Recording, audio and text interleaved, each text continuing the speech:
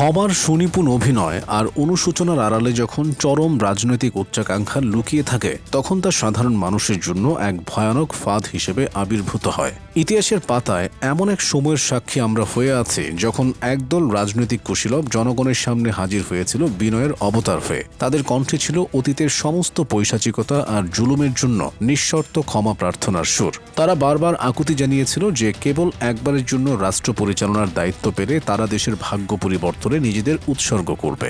এই ক্ষমা চাওয়ার আড়ালে ছিল এক গভীর মনস্তাত্ত্বিক কৌশল। জনগণের ধর্মীয় অনুভূতিকে পুঁজি করতে তারা বাহ্যিক বেশভূষায় এনেছিল পরিবর্তন। হাতে তসবিহ আর মাথায় টুপি ধারণ করে তারা এমন এক সৌম্য প্রতিচ্ছবি তৈরি করেছিল যা দেখে সাধারণ মানুষ সরল বিশ্বাসে ভেবেছিল তাদের মানসিকতায় হয়তো সত্যি আমূল পরিবর্তন এসেছে।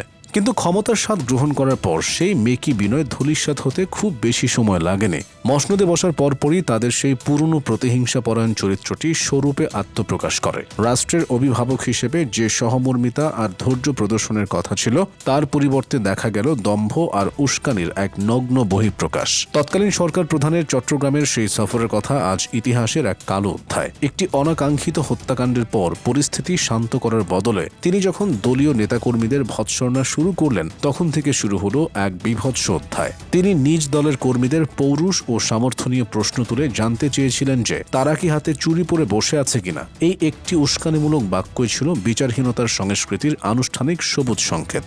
সেখানে তিনি ক্ষান্ত হননি। ক্ষমতার দম্ভে অন্ধ হয়ে তিনি প্রকাশ্যে এমন এক ঘোষণা দিলেন যা কোনো সভ্য রাষ্ট্রের প্রধানের মুখে কল্পনাও করা দুঃসাধ্য। তিনি নির্দেশ দিয়েছিলেন যে তার দলের যদি একজন নিহত হয় তবে তার প্রতিশোধ নিতে হবে 10টি প্রাণ কেড়ে নিয়ে। এই একের বদলে 10 তথ্যে উদ্বুদ্ধ হয়ে তার অনুসারীরা দেশ জুড়ে যে তাণ্ডব শুরু করেছিল তা আজও এদেশের মানুষের মনে ত্রাসের সঞ্চার করে। একজন রাষ্ট্রনায়কের মুখ নিঃসৃত সেই দায়িত্বজ্ঞানহীন হুমকি সমগ্র জনপদকে এক বদ্ধভূমিতে পরিণত করেছিল।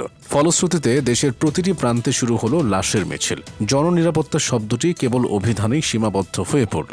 ঝোপঝাড়, নদীনালা কিংবা পরিত্যক্ত খালবিল এমন কোনো জায়গা বাকি ছিল না যেখানে মানুষের খণ্ড বিখণ্ড দেহ পড়ে থাকতে দেখা যায়নি। হাটে ঘাটে মানুষের ছিন্ন ভিন্ন লাশ ছিল সে সময়ের নিত্যদিনের দৃশ্য। যে তসবিহ আর টুপির আড়ালে পরিবর্তনের প্রতিশ্রুতি দেওয়া হয়েছিল সেই প্রতিশ্রুতির অন্তরালে লুকিয়ে থাকা পৈশাচিকতা রাষ্ট্রযন্ত্রকে এক হিংস্র শিকারে পরিণত করেছিল। ইতিহাসের এই পাঠ আমাদের চোখে আঙুল দিয়ে দেখিয়ে দেয় যে ক্ষমতার মোহে যখন লেবাস আর নীতির সংমিশ্রণ ঘটে তখন তা সাধারণ মানুষের জন্য কতটা ভয়াবহ বিপর্যয় বয়ে আনতে পারে।